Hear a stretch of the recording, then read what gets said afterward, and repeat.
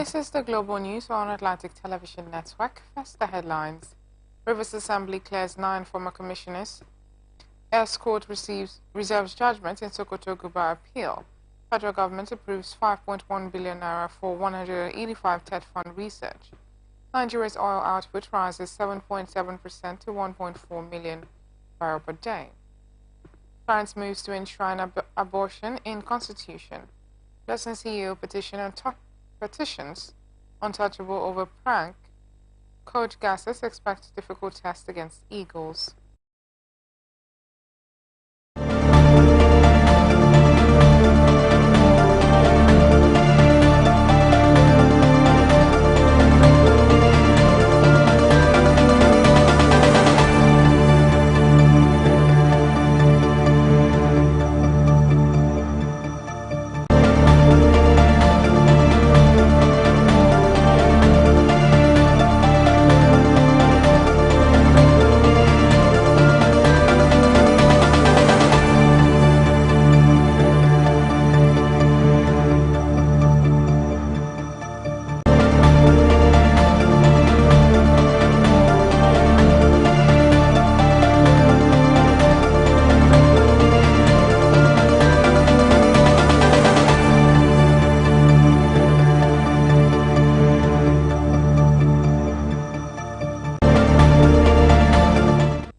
Now the news in details.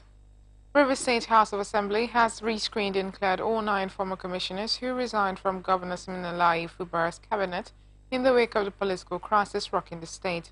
Recall that the commissioners had, in November last year, tendered their resignation letters amid the face-off between Fubara and his predecessor, former Governor Nyesom Wike, now Minister of the Federal Capital Territory. However, Fubara a few days ago resubmitted the names of the 9 nominees to the State House of Assembly for clearance.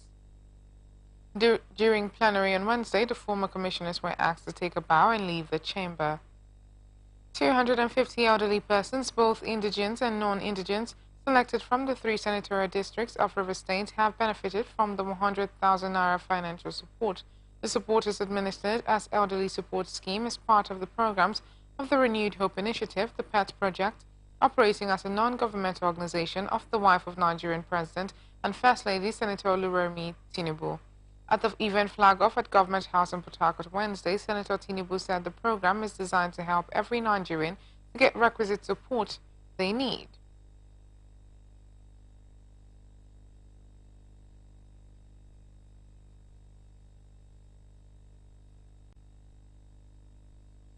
That will enable them to contribute to national growth while improving their personal life. The wife of the Rivers State Governor, Lady Valerie Siminalayi Fubara, represented Senator Tinubu at the event.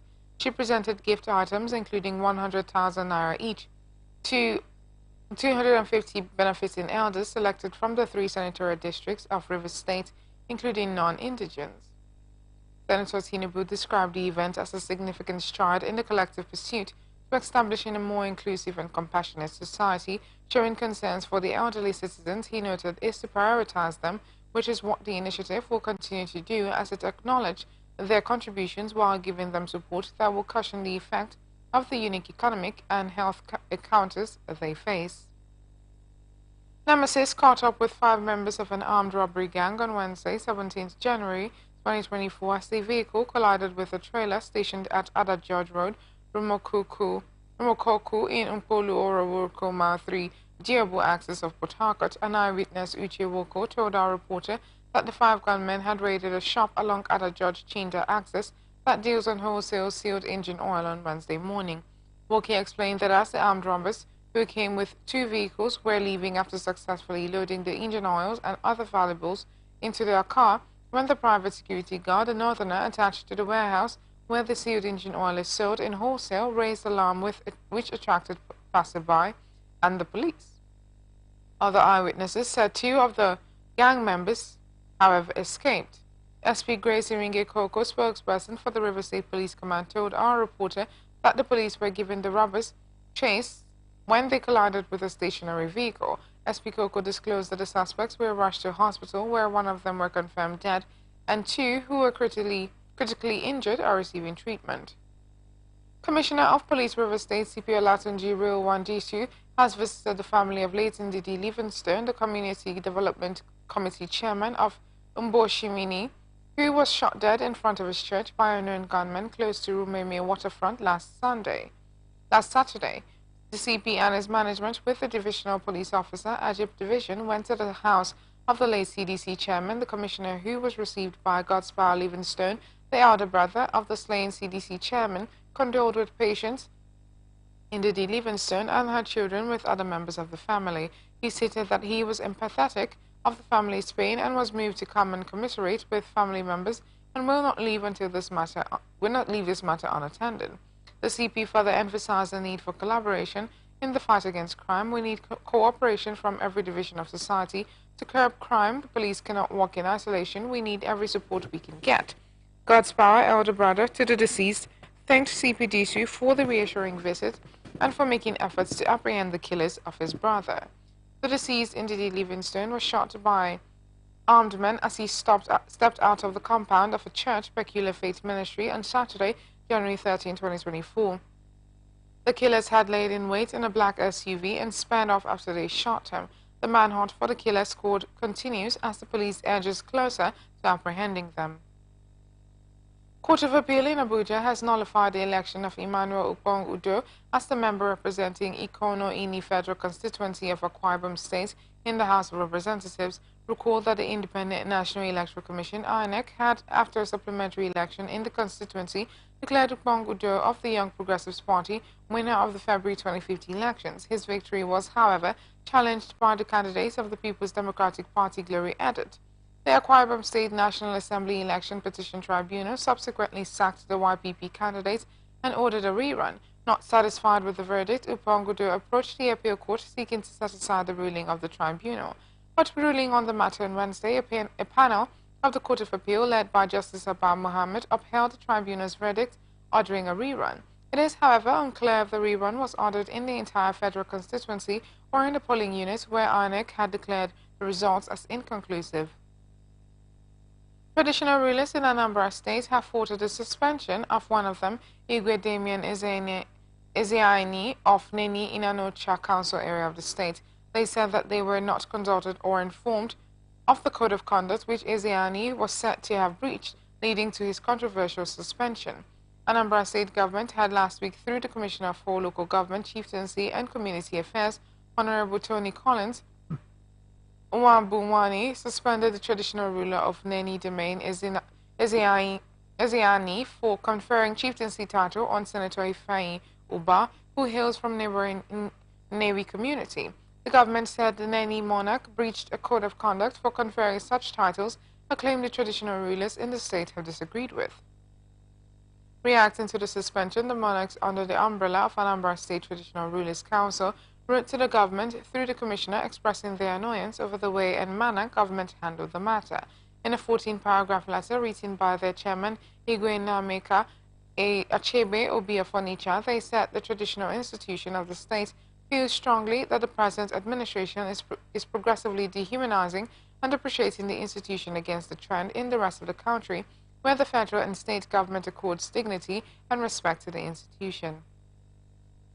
Lagos State government has warned residents to be cautious in the purchase of plantain chips amid the spread of unwholesome practices concerning its processing.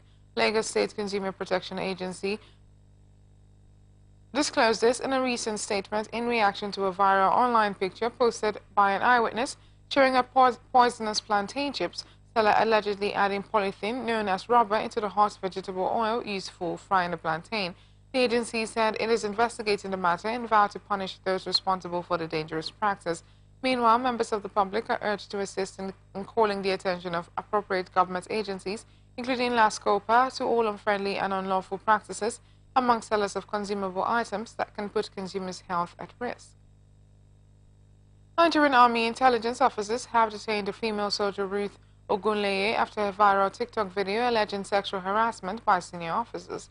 Authoritative military sources disclosed that she was flown from Lagos to Abuja accompanied by plainclothes military police. The corporal had accused 3 colonels of oppression for denying her passes and courses for rejecting their advances since she was posted to the Cantonment Medical Center in Ojo, Lagos last year. Additionally, she claimed being unlawfully ejected from her quarters, locked up over trumped up mental illness claims, and having her salary frozen from February 2022 till date. Most damning were the soldier's rape attempt allegation against the colonel, who later convinced others she was insane. A video came after failed petitions and interventions by colleagues. While demanding investigation and justice should harm before her, the victim expected punitive reprisals for whistleblowing entrenched military sexual abuses. Responding, Army spokesman Brigadier General Onyema Nwachukwu said she had not officially reported her ordeal through the available institutional channels. Chairman of the All Progressives Congress in Edo State, retired Colonel David Imuse, has tendered his resignation against the upcoming governorship primary election scheduled for the 21st of September. The resignation was communicated through a memo dated the 16th of January, which was made available to journalists in Benin. Addressed to the party's deputy state chairman, the memo cited Article 31 of the All Progressives Congress Constitution 2022 as the basis for Imuse's voluntary resignation. Imuse expressed gratitude to the members of the party, particularly the State Working Committee and State Executive Committee, for the opportunity to serve as the state chairman. He acknowledged the support he received during his tenure at the apex office of the party in Edo State. Nigerian Army operative identified as Boyi Thank God from the 35 Artillery Brigade, Alamala, Abeokuta, Ogun State, reportedly fatally shot himself in the head while on standby duty on January 15th, coinciding with Armed Forces Remembrance Day.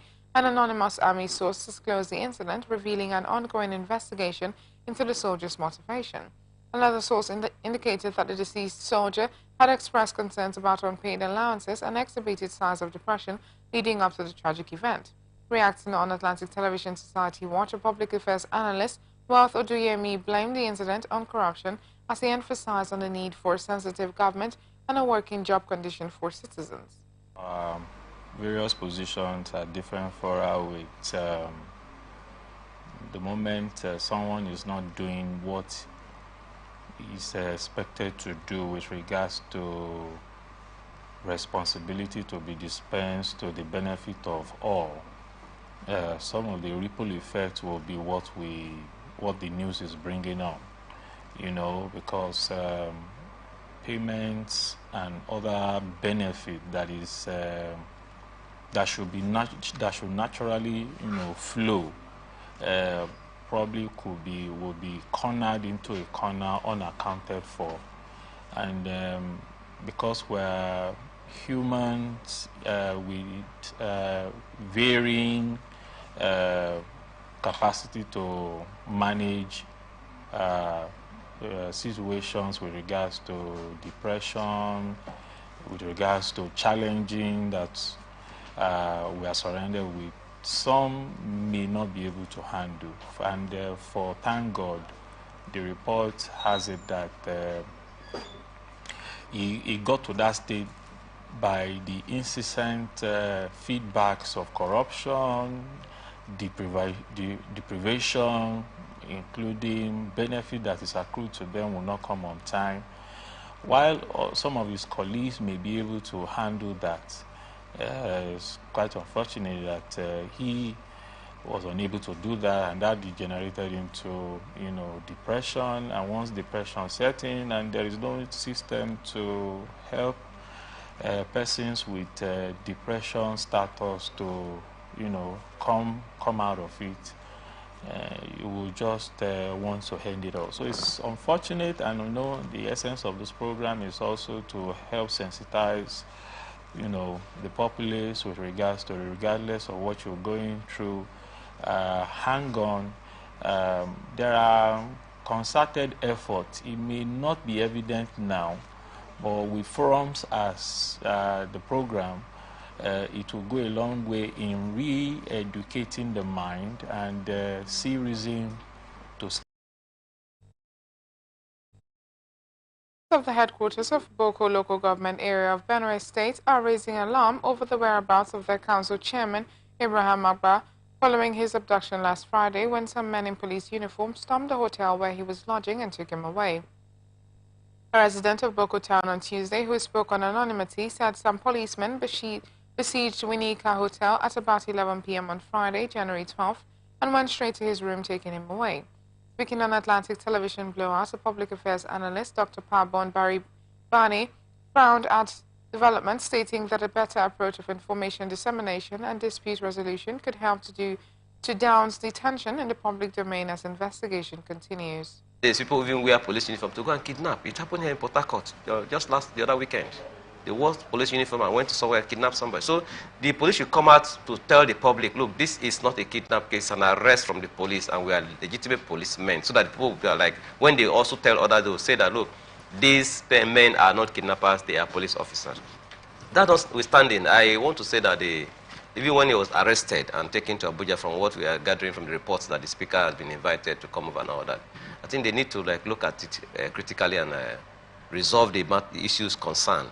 Because even if the chairman had threatened or had made the attempt on the speaker, the thing would have been resolved. Call somebody. Look, at that very level, politically, the chairman of a council is not higher than the office of the speaker. You call the person, this is what I heard, this is, you will discuss at a round table and resolve the issues if actually the man made attempts to assassinate him. And you come out boldly to say, I did not. Intelligence report only shouldn't be something you work with. You know, there are ways to resolving issues before it gets to that extent of arresting him, so that people will not begin to like it. Now people are panicked. Meanwhile, Nze Nze, socio-political analyst, blamed the Nigerian system for her inability to meet up with global security best practices. Alleged abduction. Yes. And you see, in Nigeria, there are various different ways of disappearance of humans in Nigeria. And when it happens, those who are remaining will begin to assume and allege one thing or the other.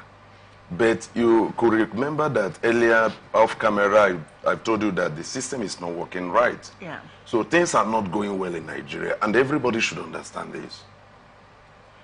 This is a country. We are not completely out of the system, out of the global system. We know the way things happen in other countries. But when it comes to our own, we seem to, create a scene that is unimaginable. When discussed outside, you begin to wonder, does things happen like this in a country where there is a president, there is a legislatures, there is a judiciary, and yet nothing? How can police, an institution of the government, come to arrest someone? Yes, if anybody is alleged to have planned any evil, yes, there is need to nip crime at the bud. Yes, just like in this case, where the speaker is alleging that there was intelligence that the local government caretaker committee chairman was planning to assassinate him or whatsoever. Yes, if intelligence like that is raised, I think what is expected of the government institution is to invite the chairman. Chairman is a public servant. He's man of the people. He's not hiding anywhere. You know everything about him. He has been profiled before giving that office. So you invite him to your place. When he comes, you question him, interrogate him. If he's found culpable, then let him face the dance. But if he's free, let him go free. But look at this commando style in which the Nigerian police arrest people. It is condemned. Anywhere, anytime, it is condemned. They should stop it. Nigeria is not a ghetto outside the world, a global system. Nigeria is a country and should behave like other people in the world, because most of our leaders, even some of the leaders, leadership of the Nigerian police, they still travel abroad. They watch the way their colleagues out there behave. But when they come to Nigeria, they do something something sinister, something we cannot understand. So you can imagine now the people alleging that their chairman had been kidnapped or abducted by unknown people. Now, police, you are arresting somebody. Why can't you tell either his relatives or his subordinates or anybody around, we are from so and so? It has been reliably gathered that about 80 of the shortlisted candidates for appointment to the 10 vacant positions for judges and caddies were from Iberia Governor Bello's clan. The National Judicial Council has stopped the Kogi State Governor Yahaya Bello from proceeding with the appointment of his wife, Barrister Amina Bello, and some of his family and friends as judges. and caddies in the state. This was made known in a press statement issued by Ahmed Gambo Saleh, NJC Secretary, in a response to a petition filed before the body by a League of Senior Advocates of Nigeria from Kogi East, informing NJC about Governor Bello's act of nepotism in appointing the judges and caddies. According to the statement, the NJC has stopped the appointment process pending the determination of a lawsuit on the same matter. In October 2023, it was gathered that no fewer than 17 senior advocates of Nigeria from the state called for the suspension of appointments of new judges into the state judiciary until certain criteria were met. This was contained in a letter to the Chief Judge and Chairman of Kogi State Judicial Service Commission, Justice Josiah Majebi, which was dated October 2023. Deputy Governor of Taraba State, Aminu Abdullahi Alkali, has expressed optimism that the People's Democratic Party and Governor Kefas Abu will emerge victorious at the Supreme Court. The new Nigeria's People's Party and its governorship candidate, Professor Yahaya Sani, are contesting the victory of the governor.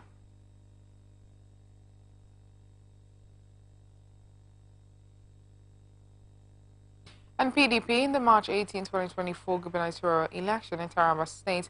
The deputy governor, who was at the Supreme Court on Wednesday to witness proceedings in the appeal filed by NNPP and Sani, said the court had shown that there can never be miscarriage of justice. The position of the deputy governor followed the request by the lead counsel to Abu and PDP, Kanu Agabi, to the Apex Court to either strike out the appeal or dismiss it outrightly.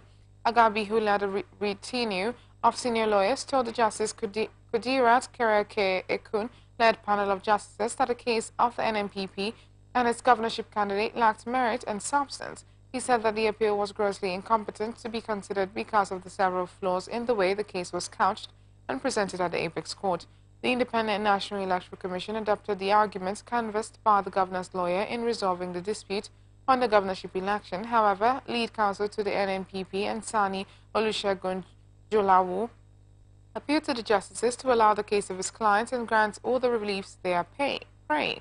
The Court of Appeal in Abuja had affirmed the election of Kefas Abu as governor of Taraba State. The three-member panel of the Appellate Court, in two separate panels, held that Abu was lawfully declared winner of the March 18 governorship election in Taraba State. The Appellate Court held the allegations of non-compliance, irregularities, and other malpractices were not proven by the appellants in line with the provision of the law.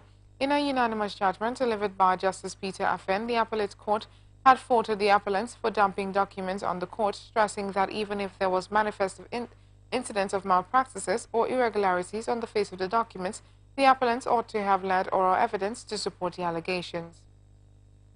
Supreme Court on Wednesday reserved judgment in an appeal by the People's Democratic Party and its candidate Saidi Umar against the election of the Sokoto State Governor Ahmad Aliyu.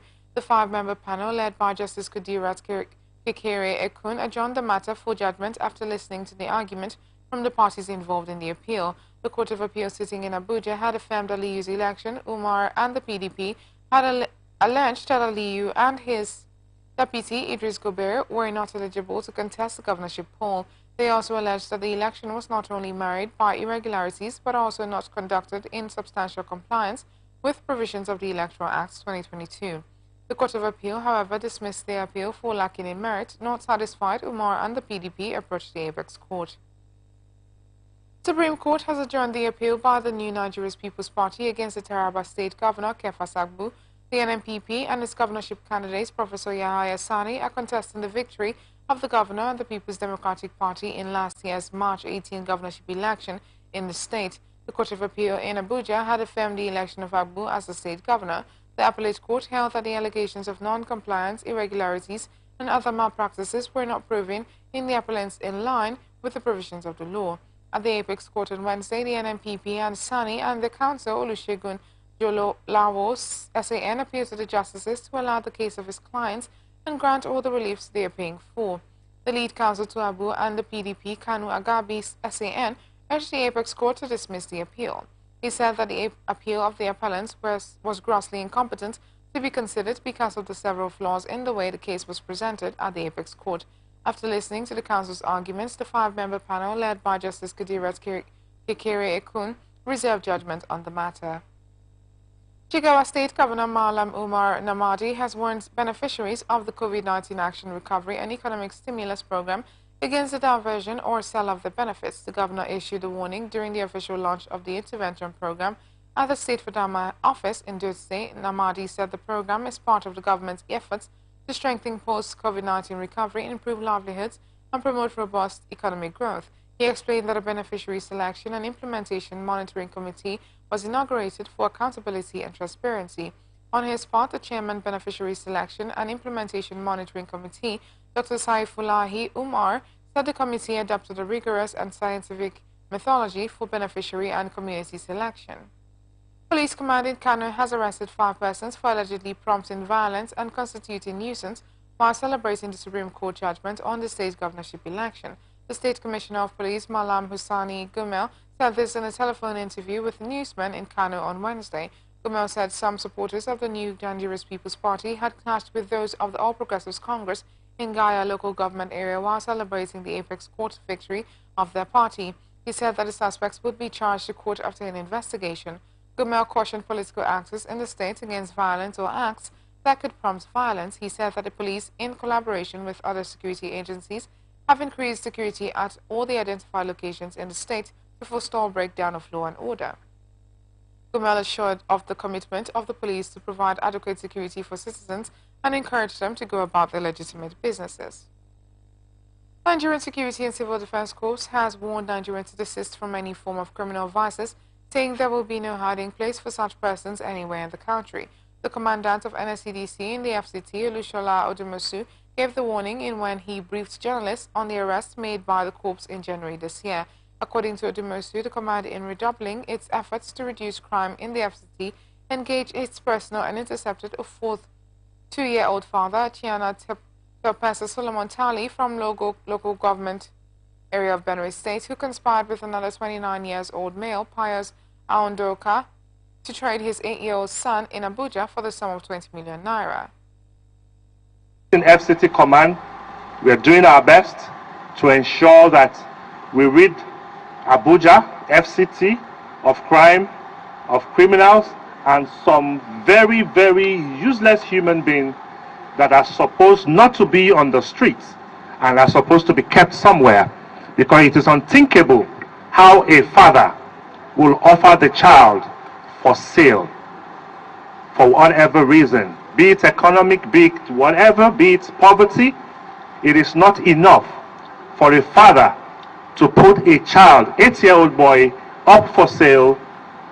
It is very, very worrisome, and we are going to go all out and ensure that justice is done.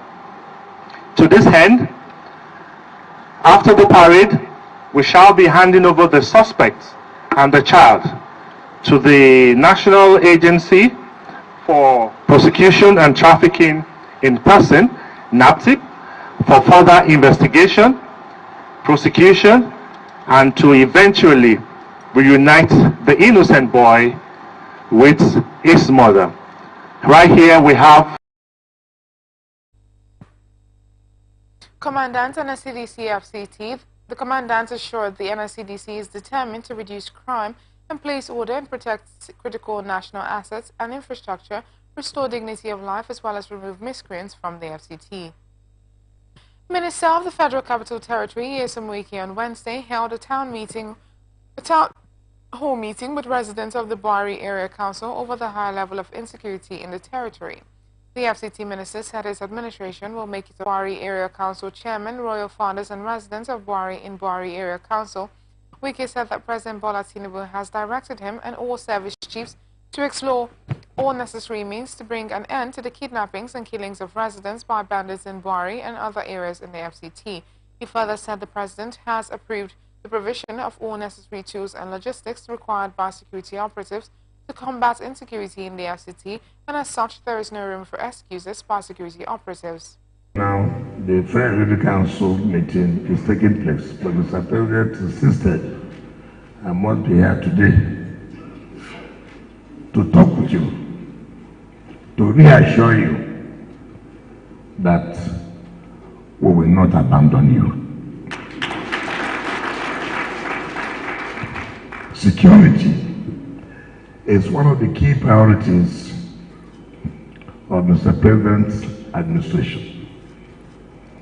It is no longer going to be business as usual. Everything has to be done to protect life and property. Without protection of life and property, then we have no business to be in government.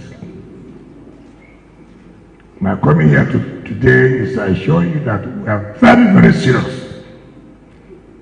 We are very, very serious. All those criminals, bandits, enough is enough. He assured residents of the area that in the next couple of days they will start to witness drastic changes and as regards the security situation, and appealed to all stakeholders to support security agencies with information to win the war. Protest is underway in the Federal Capital Territory, Abuja, over allegations of perpetrating multi-billion-naira fraud leveled at the Managing Director of Rural Electrification Agency, Ahmed Salihijo Ahmed. Two groups, Zero Tolerance for Social Immoralities Initiative and Concerned Nigerian Citizens Action Against Corruption, are currently protesting at the Economic and Financial Crimes Commission headquarters and the Federal Ministry of Power, respectively, against Ahmed. Speaking at the EFCC protest, ZC convener Ambassador Ibrahim Abdulrazak Imam expressed disappointment in alleged President Bola Ahmed Tinubu and anti-graft agencies condoning of Salihijo. Ibrahim stated that Tinubu and others turned blind eyes to purported financial malfeasance of the REA boss at the expense of electricity to disadvantaged Nigerian communities. You are watching the Global News on Atlantic Television Network. We will be back after this break.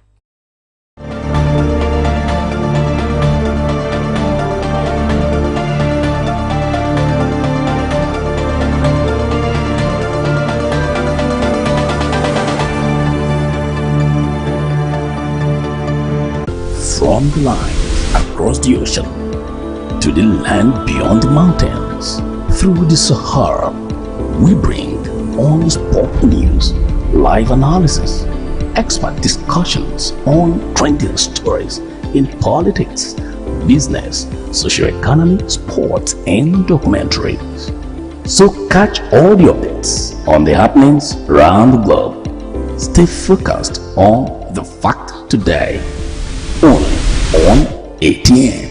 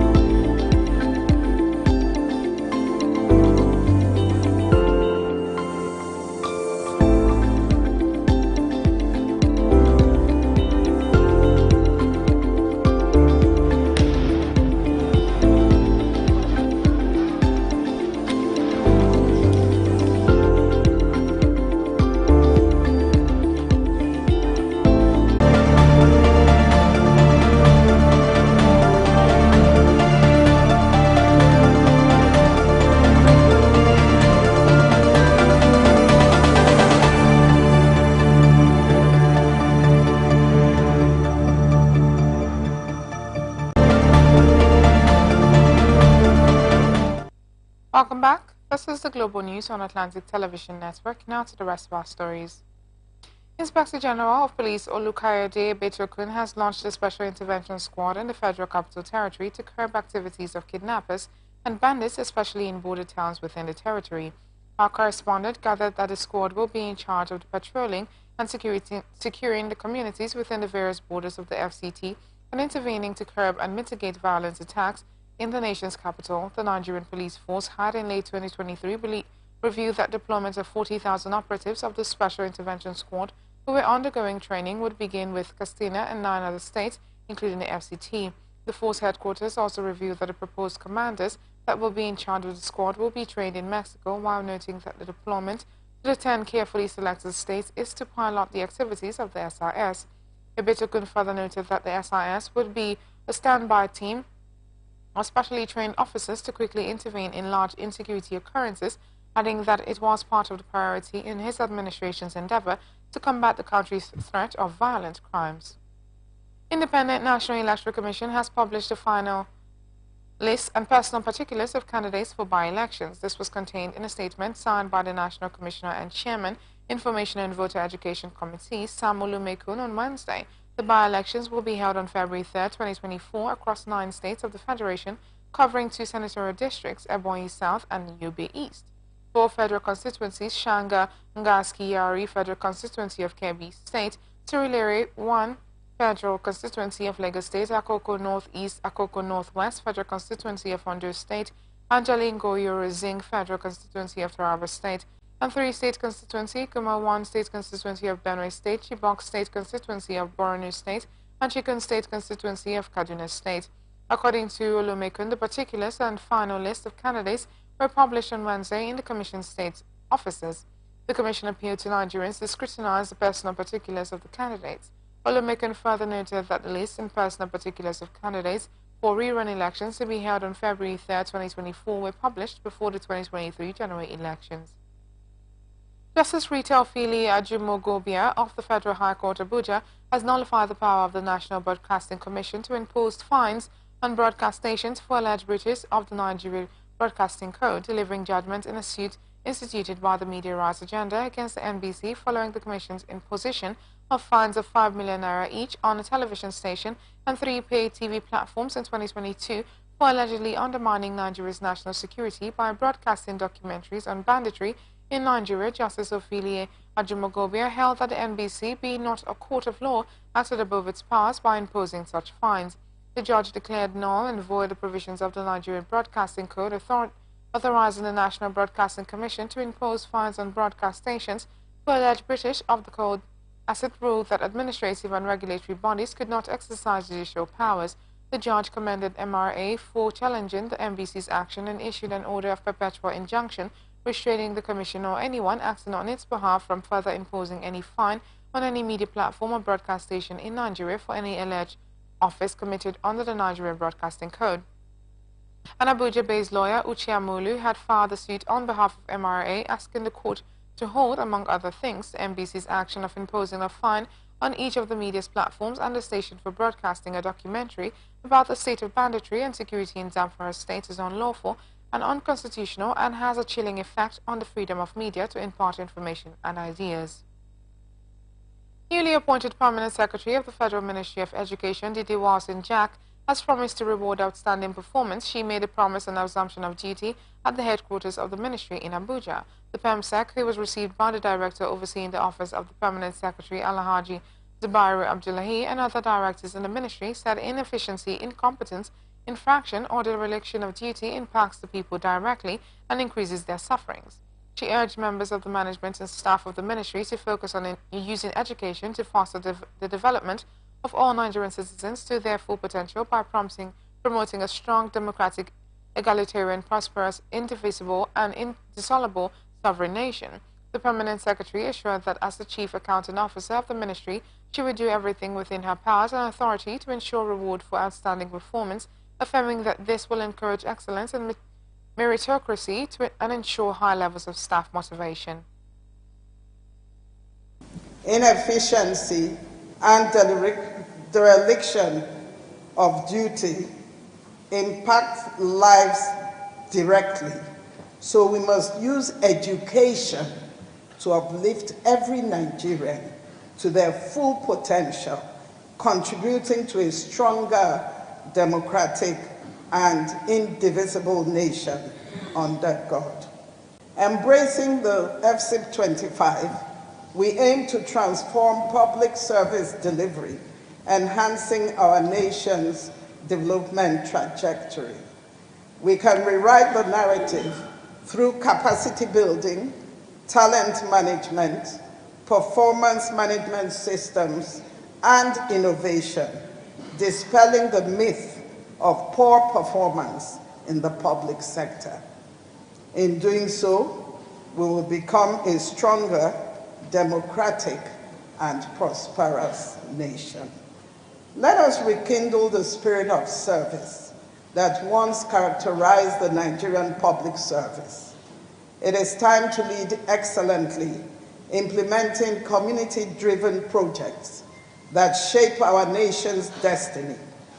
Our goals are ambitious, but we can revive the legacy of impactful contributions with dedication and commitment. Earlier, the director overseeing the Office of the Permanent Secretary, Alhaji Abdullahi, while presenting the handover notes to the new Permanent Secretary, assured her of the full support of the staff of the ministry to enable her succeed in her new mandate to uplift education in Nigeria.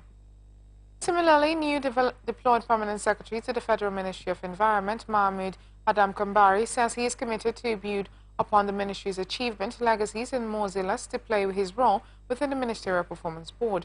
Kambari said this during his official assumption of duty at the ministry in Abuja, while stating his vision to work with Joseph Moses. Reports.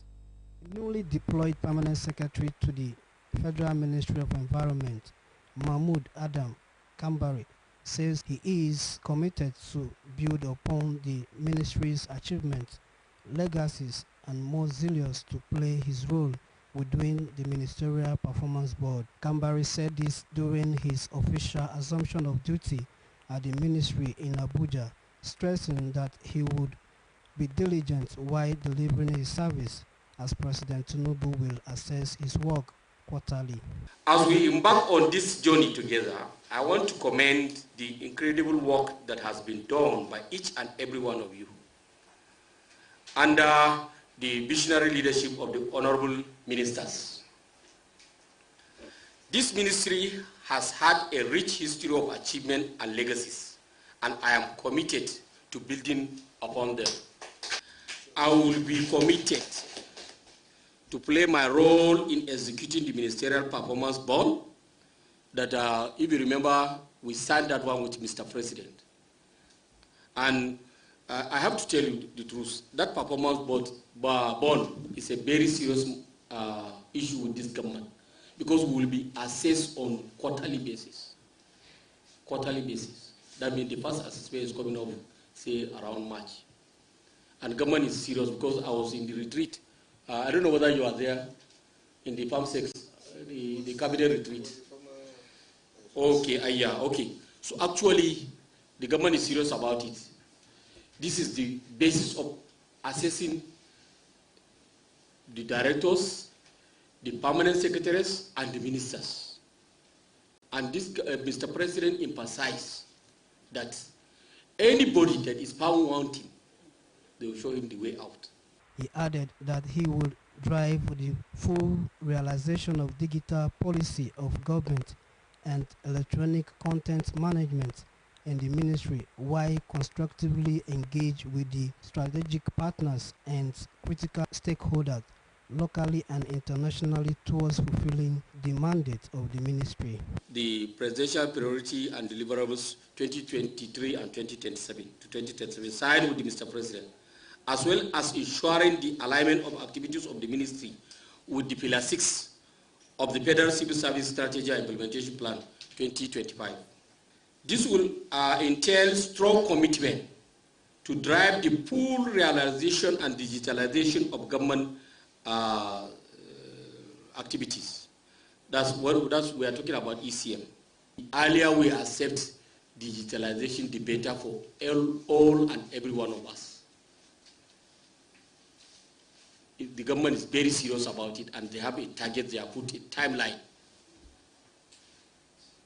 that anybody who is not ready to fall in line with the digitalization process of the government may also be shown the way out. So we have to be very careful, and we have to be ready to accept it, because as they normally say, you either accept change or change will change somebody.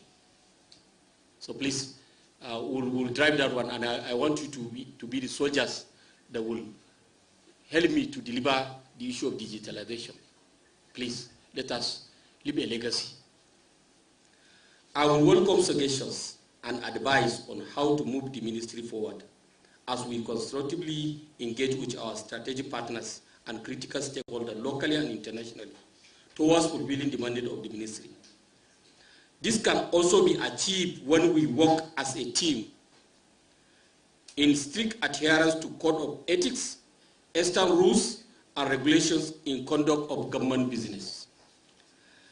I am excited about the possibility that lies ahead. I am truly honored to be part of this talented and dedicated team.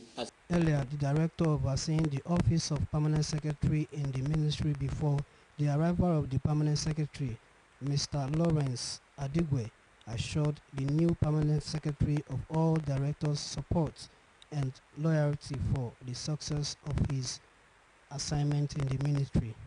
I'm sure you have one or two colleagues who have passed this out, and they are going to tell you how they fared here. These are committed men and women who are dedicated to whatever they are doing, and are going to give you every support that you require to succeed in this assignment. Without asking for their individual opinions, I want to pledge our loyalty this afternoon. That as long as you're here as Permanent Secretary, you have our support 100%.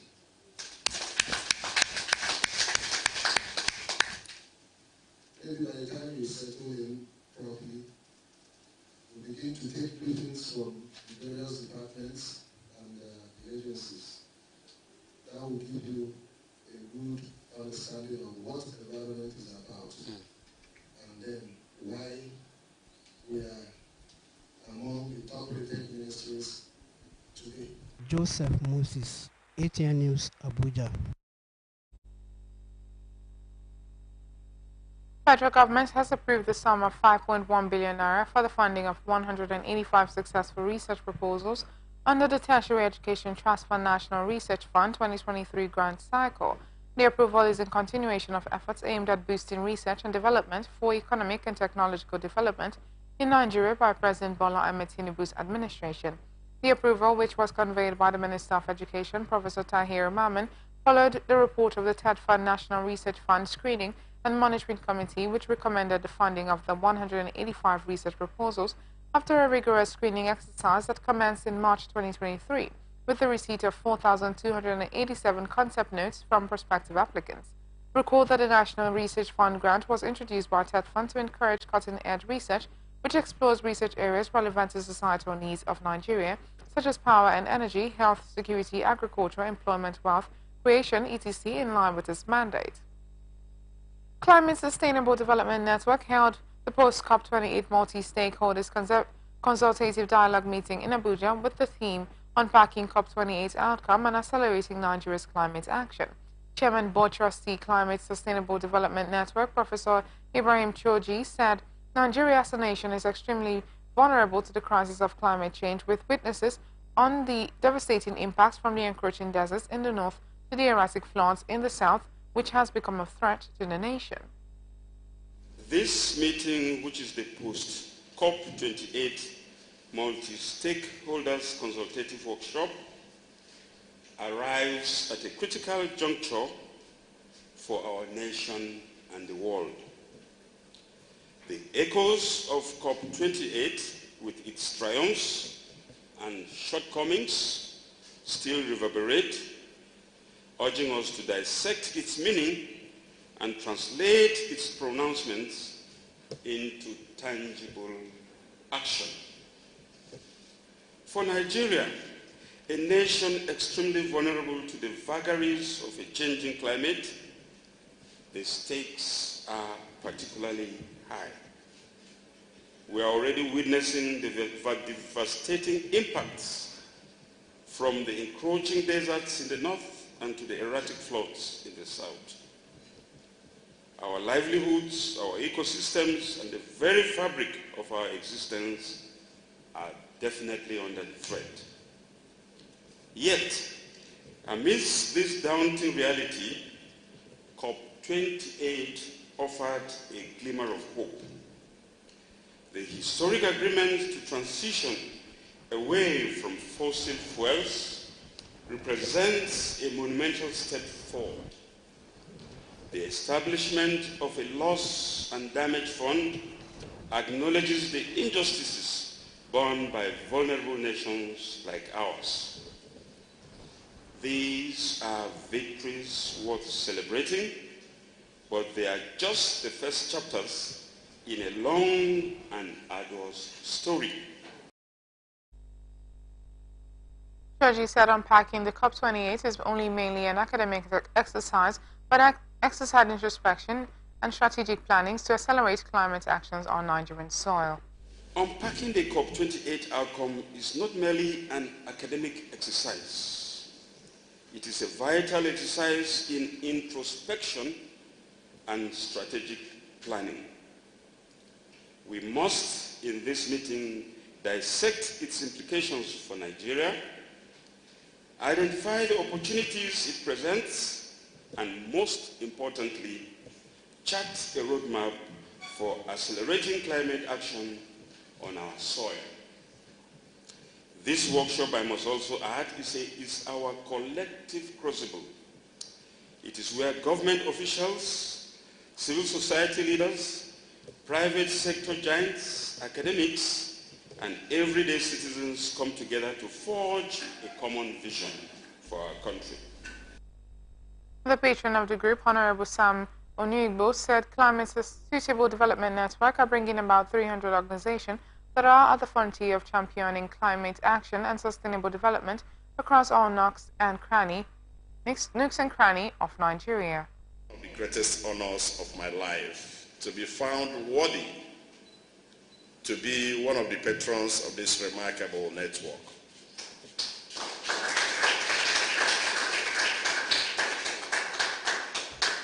Climate and Sustainable Development Network of Nigeria.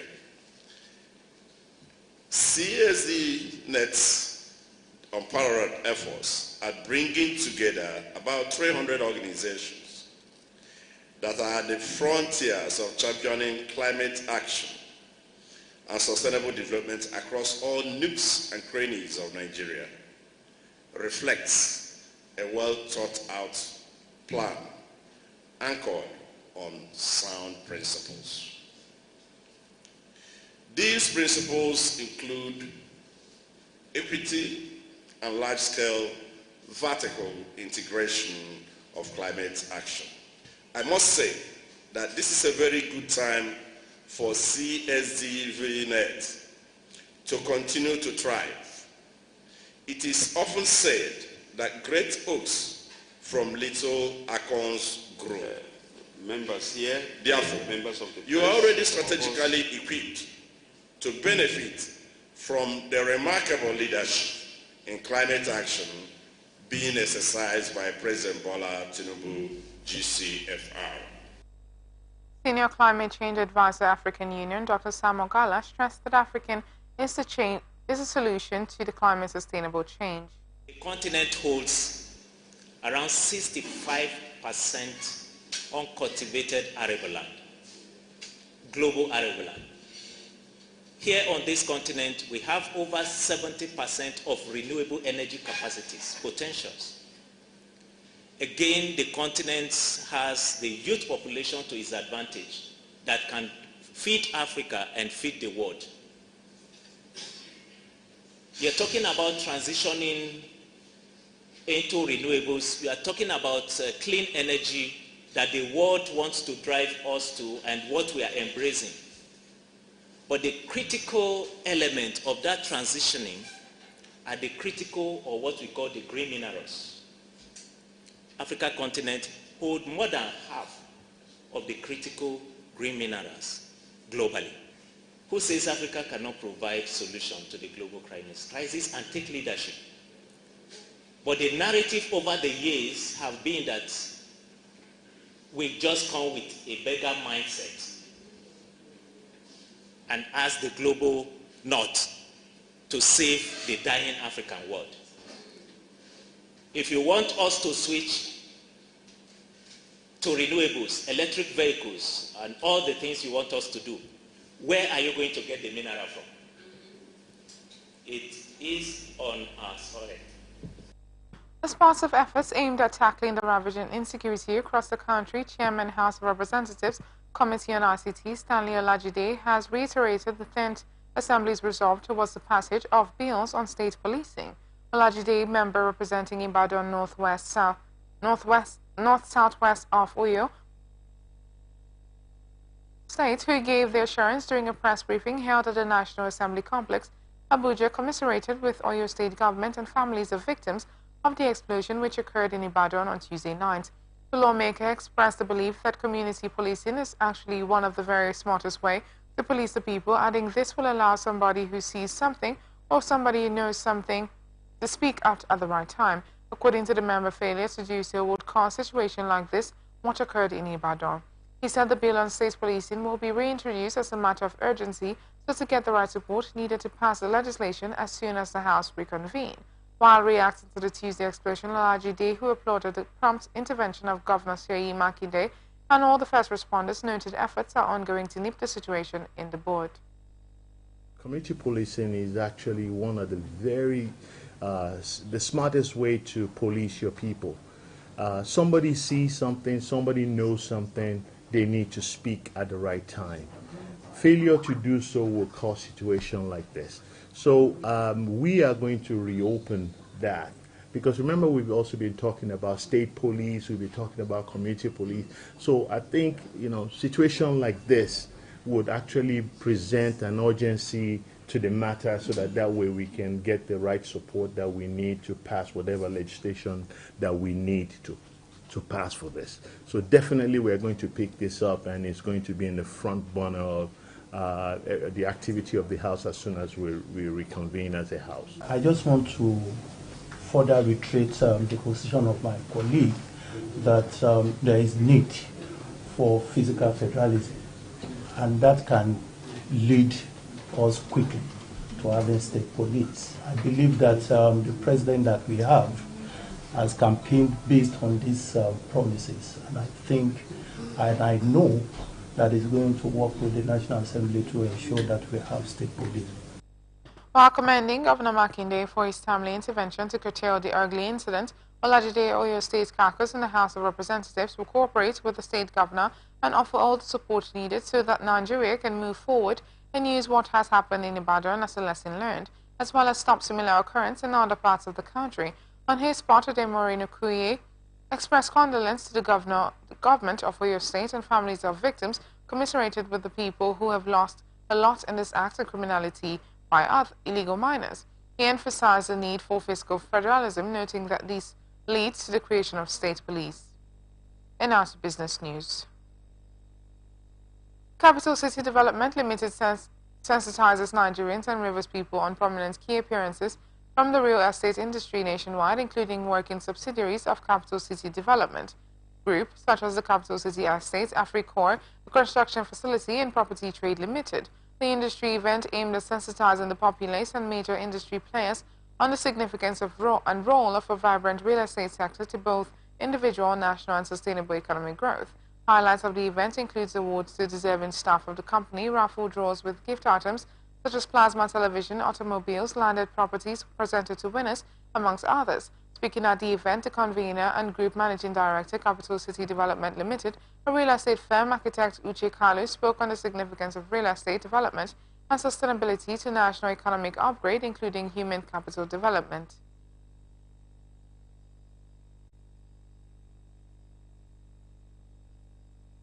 So we've thought out the team of the company very thoroughly. looking at how the economy is. Investment is closing. Investments are collapsing here and there. A lot of people are not able to believe in the economy anymore. But we're very hopeful, and we believe that the economy itself is going to evolve and going to come true. And we think and we know that one of the triggers of economic revival in every nation is real estate business. The government has created a lot of avenue that we can leverage to blow up the real estate business and create opportunity for people to revive their business again, revive the economy again, and create security for their investments, their future investments. So we've come to bring it to the general public that you can breathe through real estate. There's opportunity for you to recreate your wealth, to grow your wealth, and Capital City is one of those companies that can help you, guide you to grow your wealth through real estate. Okay, we are creating Capital City this year is creating a venue for people to not only be able to own landed properties, to be able to own their own houses. And we are packaging with a lot of financial organizations locally and around the nation, and if possible internationally, to be able to see where we can provide the necessary financial support for people who want to own their own houses, own investment, own their land, and secure the future for themselves and their children. So in Capital City, you will find opportunity to own your own property. This year also, we are going to make sure that those property come forth and increase return on investment. We're going to make sure that we treat those estates, we develop them, we bring the necessary amenity that will make those investments to rise and have value, so that you can be proud of the investments you have made. Also at the event, the Executive Director, Capital City Development Group, Nkwagwi Kalu, emphasized on the need to revive the nation's economy through real estate. This convention is the second one I've heard in this second edition, and we're expecting, our strength is our ESPs. So this thing that we've done alone is going to blow our ESP this year. We're going to have more marketers, and we're going to, it has taken us another level in the real estate. The trust, I'm sure a lot of people that have been having doubts, they've come, they've cleared their doubts, they've asked questions, they've received answers, and they've seen a face to the name Capital City. So, and they know since we're all here, I believe this year is going to be a year of more for us. We're going more.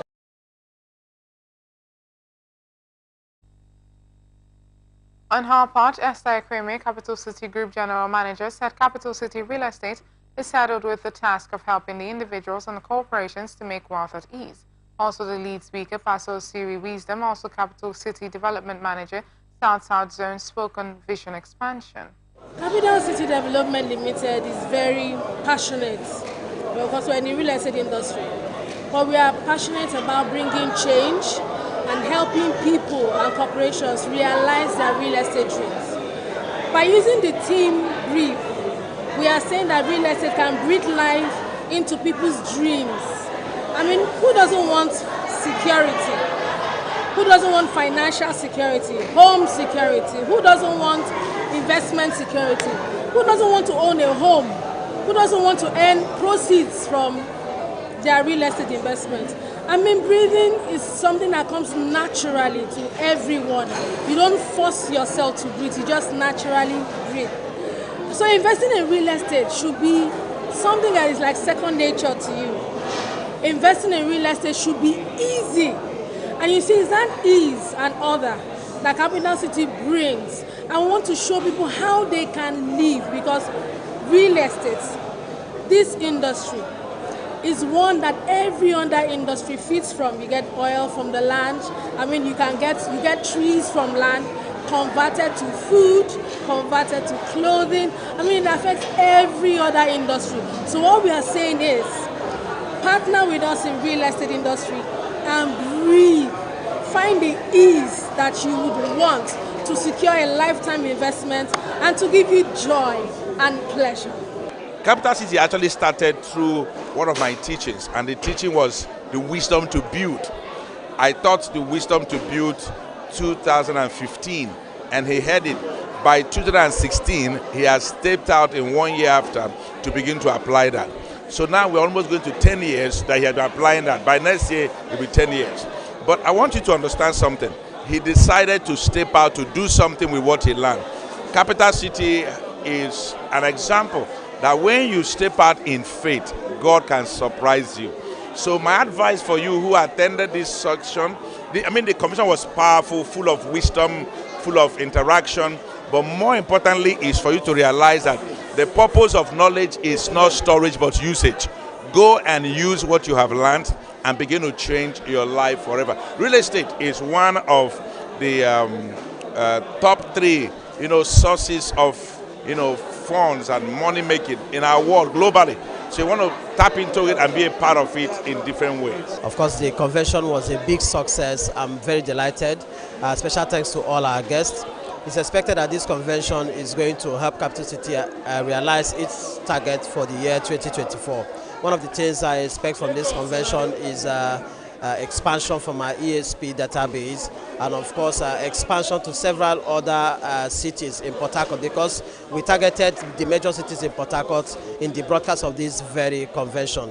Now in the real estate sector, in 2024 we intend to move to the next level, which is housing. Of course, we're expecting to collaborate more with corporate organizations to provide housing solutions, help them establish their housing objective in partnership with mortgage schemes. So I'll be looking forward to lots of partnership with contractors, lots of partnership with corporate organizations, and of course servicing individuals as far as real estate investment is concerned.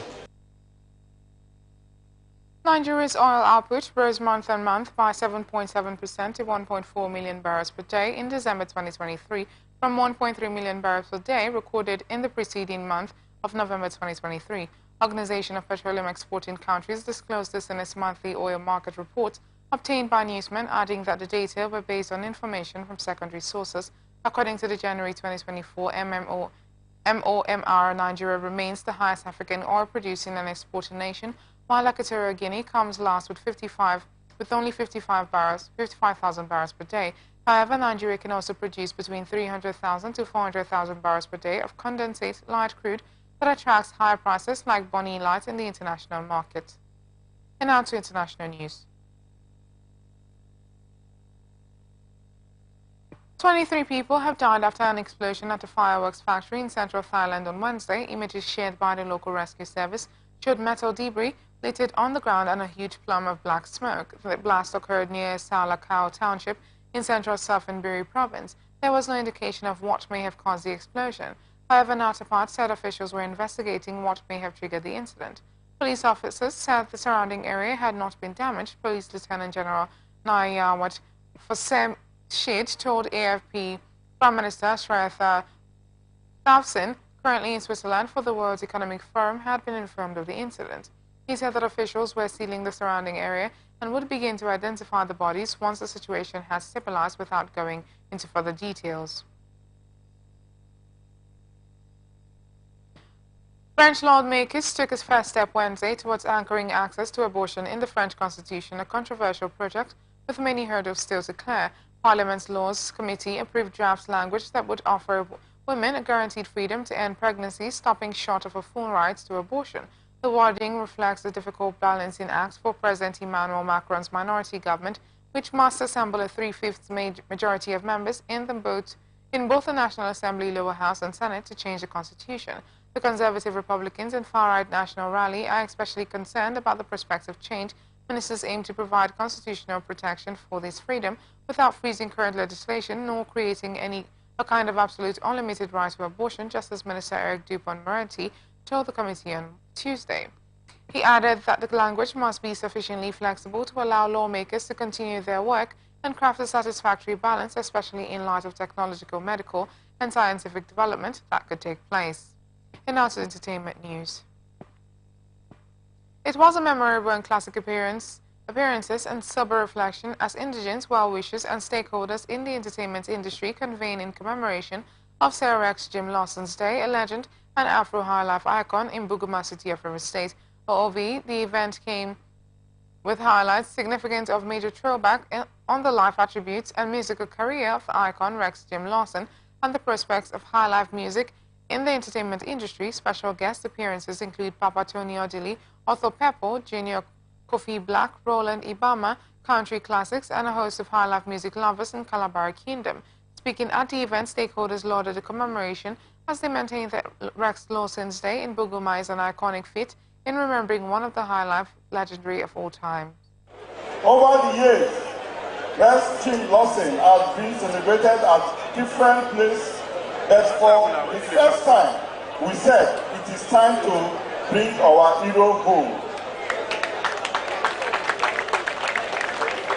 Indeed, this is a homecoming celebration for our legends. We must learn to appreciate our home and must learn to celebrate our legends in Calabari land. Yes, this is very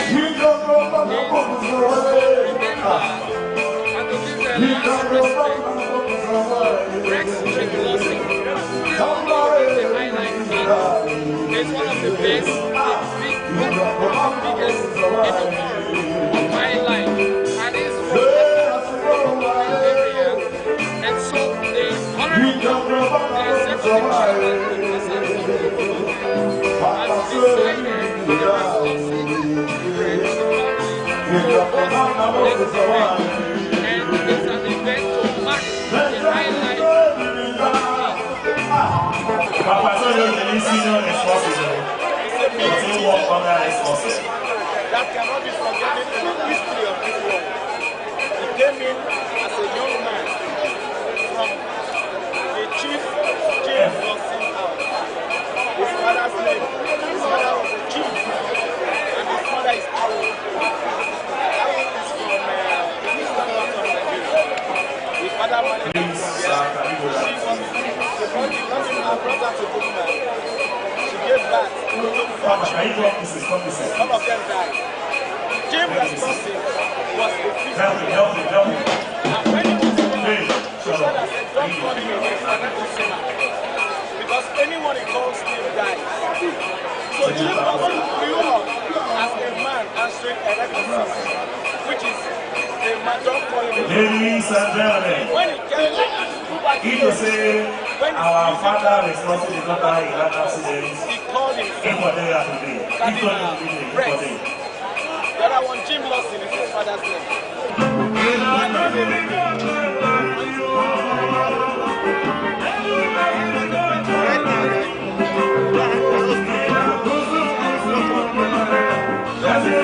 Why you guys don't love this street now? You guys don't love this street.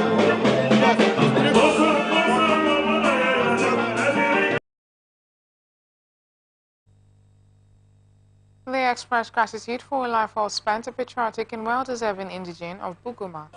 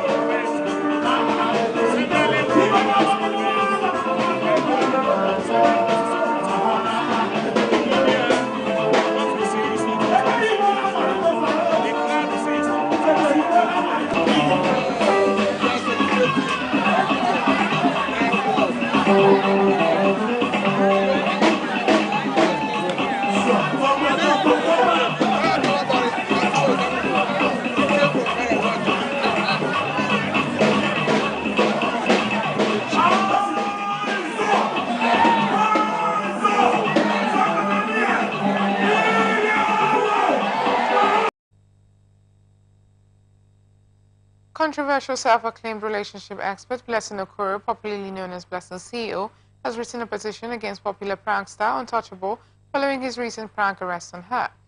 Blessing was pranked by Untouchable using some man dressed in a police uniform driving in a police van. In a trending video on the internet, a man accosted the self-acclaimed relationship expert while on her way to the airport. The self-acclaimed policemen were captured dragging her into their van, faking an arrest. Blessing was seen in the police van crying. In a petition addressed to the Lagos State Police Command, Blessing accused Untouchable and his team of stealing her money, adding that they almost killed her during their prank. And now to sports.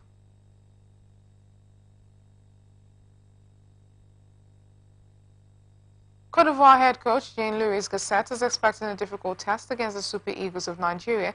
Cote d'Ivoire and Nigeria will face each other in one of the competition's standout fixtures at the Alassane Ouattara Stadium On Thursday, the two teams enjoyed contrasting fortunes in their opening fixtures.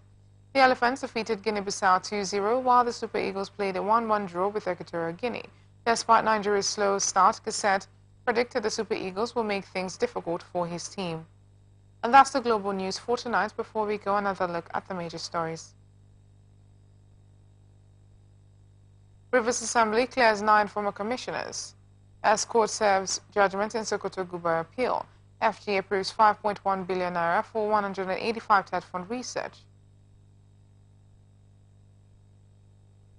Nigeria's oil output rises 7.7% to 1.4 million barrels per day. France moves to enshrine abortion in constitution. Blessing CEO competitions untouchable over prank. Coach Gusat expects difficult test against Eagles. I am Valentina Lawrence. Thank you for watching. You can follow us on all our social media platforms: on X Atlantic TV Net, Facebook and YouTube Atlantic Television Network, Instagram Atlantic TV Network. Do remember that peace and unity are the pathways to progress. Thank you and good night.